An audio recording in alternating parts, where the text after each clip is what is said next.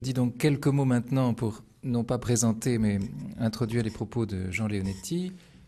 Chacun de nous connaît ici la remarquable présidence que vous avez effectuée, de la mission parlementaire sur l'accompagnement de la fin de vie qui s'est mise sur pied juste après l'émotion très forte et très passionnelle suscitée par l'affaire Imbert, l'affaire Vincent Imbert, car il y a peut-être plusieurs affaires.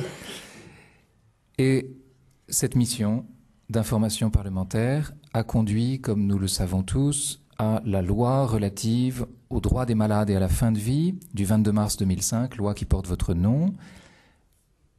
Une plus récente affaire ou de plus récentes affaires ont conduit le pouvoir politique à s'interroger sur l'opportunité de refaire une nouvelle version de cette loi. Une seconde mission d'information a vu le jour que vous présidez.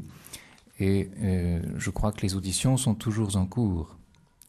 Et puis, vous présidez le comité de pilotage, alors je ne sais pas s'il faut dire des États généraux de la bioéthique, si c'est ça, des États généraux de la bioéthique, qui comprend 6 membres, 3 politiques, Madame le sénateur Marie-Thérèse Hermange, vous-même, Alain Claes, et puis 3 non politiques qui se trouvent tous appartenir au comité d'orientation de l'Agence de la biomédecine. Voilà. Vous avez publié 3 livres, mais ce n'est pas le lieu de les rappeler ici.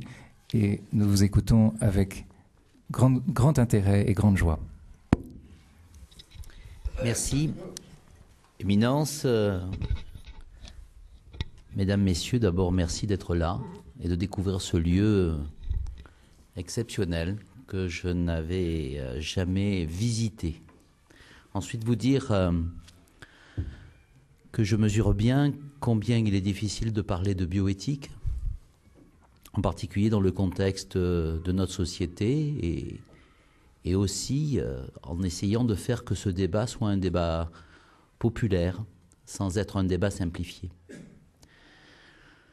Ensuite, vous dire que l'éthique et la bioéthique n'y échappent pas, est un questionnement. Et que donc, dans ce questionnement, la première question, c'est qu'est-ce que c'est que la bioéthique ?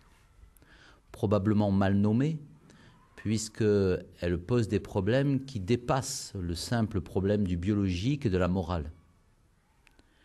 La deuxième question est de savoir pourquoi faire un débat de bioéthique ?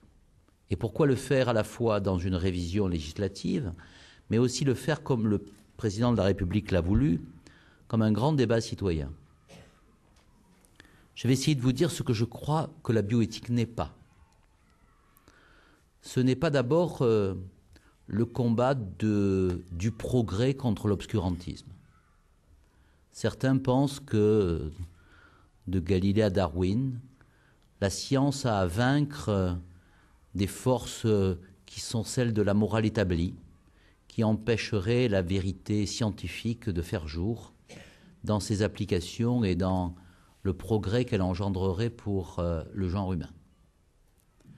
Je crois que nos concitoyens ont bien compris que le progrès n'était pas toujours dénué de risques, qu'ils ont bien aussi compris que la valeur de la dignité humaine, devant les situations dramatiques que vit le monde et qu'a vécu le monde, dans les derniers conflits mondiaux, montre bien que l'humain doit être préservé.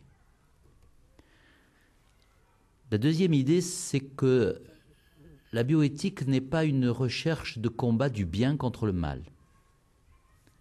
Il est paradoxalement, à mes yeux, le combat entre deux biens.